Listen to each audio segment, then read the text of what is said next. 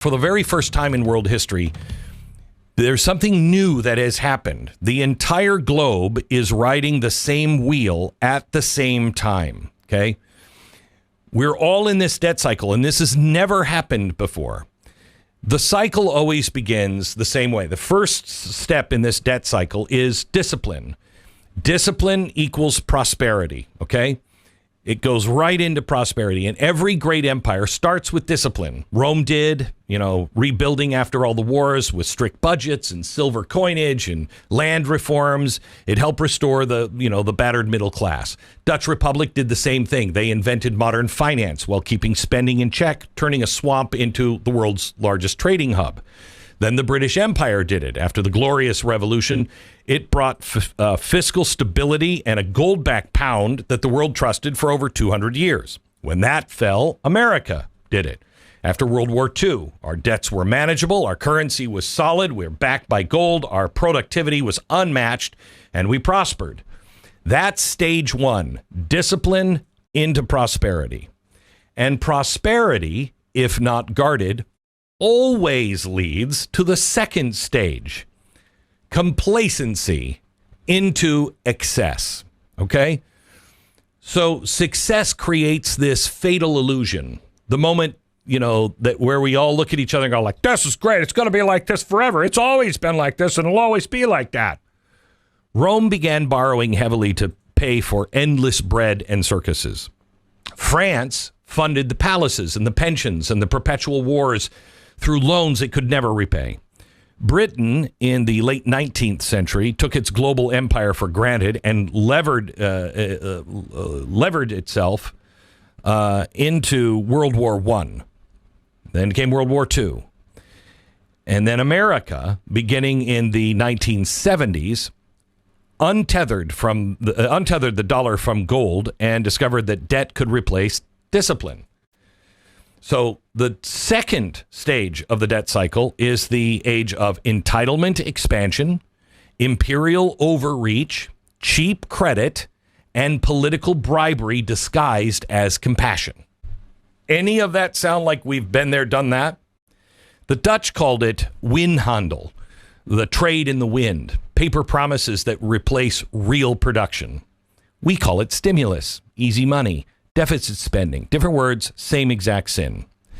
That leads you into stage 3, financialization. That goes into fragility. This is the most seductive stage. Rome debased its money until it was worth less than 2% of the original silver. The Byzantines watered down their unshakable dollar, if you will, and confidence collapsed. France printed their money backed by land until they were worth less and used as wallpaper. Weimar Germany did the same thing. They destroyed 1,000 years of savings in 18 months. Japan, 1990, papered over its real estate collapse with 30 years of zero interest rates. And America, after 2008, discovered this intoxicating illusion started by George W. Bush. I can violate the free market system to save the free market system. That's quantitative easing. Money conjured up without cost, without any restraint, without any consequence. In stage 3, nations convince themselves they're immune to any kind of gravity. Okay? This time it's different. We can manage this debt. Well, modern tools, you just don't understand. They'll, the rules no longer apply. You don't understand. Really, you don't understand. The old rules always apply because math is math. And stage 3 always ends exactly the same way wherever it's tried. The markets no longer trust the promises they're being fed, which leads us into stage 4, the breaking point. Every empire eventually reaches a moment where its debts cannot be serviced. They can't be inflated away quietly. They can't be rolled over without consequence. Rome reached it when they froze prices and shattered the last productive parts of its economy. France reached it in 1788 when it can no longer borrow. And that whole thing, came to a head. Britain reached it in 1931 when it abandoned the gold standard. Weimar reached it when inflation ate the soul of the nation and extremism took over. Japan reached it when its bond market effectively became nationalized, propped up by its own central bank. And right now, America, Europe, China, Japan, and every other major power, listen to this carefully, have all hit stage 4 at the same time. Never before in human history has this happened. The bond markets are shaking. The currencies are all volatile. Politicians are praying that no one notices the numbers, that they no longer add up. Stage 4 is not coming. We are now living inside the opening act. This is so important. Yesterday, there was a story that said that this is going to be the biggest Christmas season ever. And I'm wondering to myself, I see the prices. I go to McDonald's. I go to the grocery store. I was in Walmart this weekend. I see the prices, and I'm looking at the prices. And every time I see the prices, I'm like, how does the average person afford any of this? And yet we're spending, and I don't understand it. And I fear that we are doing what the government is doing. We're just spending because we think we can get out of it. Then comes stage 5. It's called the reset. Every debt system ends in one of 3 ways. They inflate the money so they can pay off the debt, and that's just an absolute wipeout. Weimar Republic did it, France did it, Rome did it, just a wipeout. Then there's a hard default and political upheaval. Russia did that in 1917. Argentina did it over and over again. War leading to a new monetary order. That's another one. The Napoleonic Wars, the British gold standard, World War II, Bretton Woods, all of that. But there is always a reset, always a new order that is born from the ashes of the old. And here's what makes this moment unprecedented. Rome collapsed by itself. France collapsed alone. Weimar collapsed by itself. Britain declined while America rose.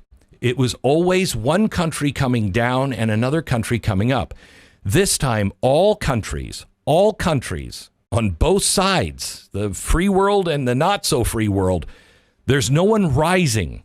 China is drowning in its local government debt. It's never going to say this, but it's a paper tiger. Europe is fractured and coming apart at the seams. Japan, demographic time bomb. America is politically frozen and insolvent fiscally. So for the very first time in world history, every major civilization has reached its peak of the debt cycle. This time, all at the same moment. No one's coming up. So what does that mean? Well, for the very first time in human history, it means when it arrives, it's not going to be regional. It will be global. It's not going to be slow. It'll be systemic. It'll be everywhere.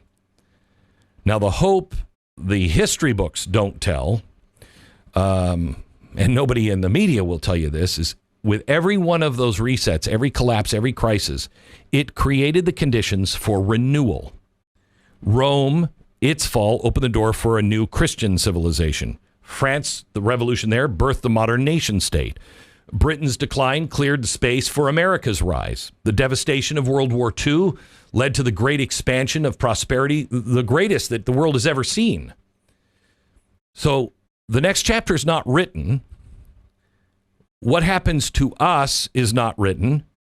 And whether we rise or fall from what's coming depends not on Washington, not on Wall Street, but on us in our homes and our families and our churches and our communities. The debt cycle is not prophecy. It is a warning.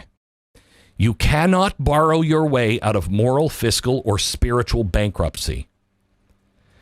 Now, I don't feel like I chose this path. I mean, this with Bretton Woods and then 1972 coming off the gold standard and what they did in 2008 to bail out all the banks, I didn't have anything to say. Did you have anything to say about that? Because I didn't. I wouldn't have chosen those things. But the world is putting something together. And I want to show you what our choices are, because right now people say, I don't like what Donald Trump is doing, or I don't like the World Economic Forum, or I don't like what China. Okay, great. But I want you to know it's going to be one of these systems because it's being built. It always happens. When one is coming down, some new system, usually a country, but not a country this time, a new system begins to rise. And it happens before the fall.